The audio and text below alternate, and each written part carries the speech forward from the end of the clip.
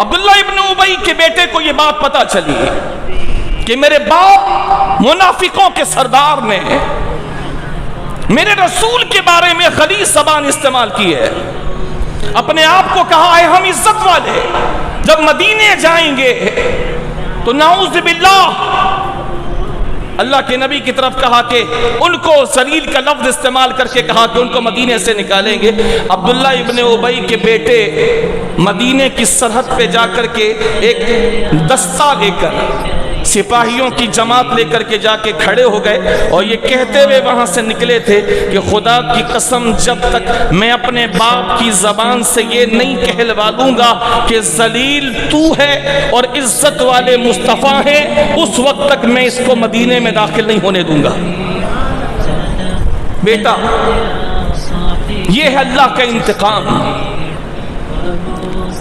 ابن ابی کے بیٹے عبداللہ مدینے کی سرحد پہ کھڑے، باپ سے سامنا ہوتا ہے، جھڑک کے باپ کے پاس جا کے بات کرتے ہیں۔ کوئی لحاظ نہیں ہے کہ اس نے پیدا کیا ہے، کوئی لحاظ نہیں ہے کہ اس کی کوئی عزت بھی ہے۔ عزت اسی کی ہوگی جو عزت مصطفیٰ کی کرے گا۔ صحابہ نے یہی درس دیا، عزت اسی کی ہوگی بس جو حضور کی عزت کرے گا۔ جھڑک کے بات کی کہ تو نے کیا بکواس کی ہے کہ تو نے اپنے آپ کو عزت والا اور نبی کو ذلیل کہا، اور یہ کہا کہ تو مدینے جا کر ان کو باہر نکالے گا۔ خدا کی قسم میں اپنی تلوار سے تیری گردن اڑا دوں گا اگر تو نے اپنی زبان سے اپنے آپ کو ذلیل اور رسول خدا کو عزت والا نہ کہا۔ میں تیرے سامنے کھڑا ہوں، تجھے اپنی زبان سے کہنا پڑے گا، تو اپنے آپ کو خود کہے گا کہ تو ذلیل ہے اور اپنی زبان سے کہے گا کہ محمد عزت والے ہیں۔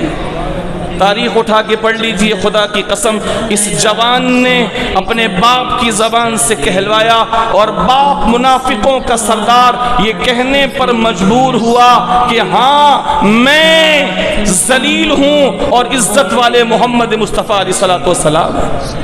یہ کہلوایا، پھر مدینے میں جانے کی اجازت دی۔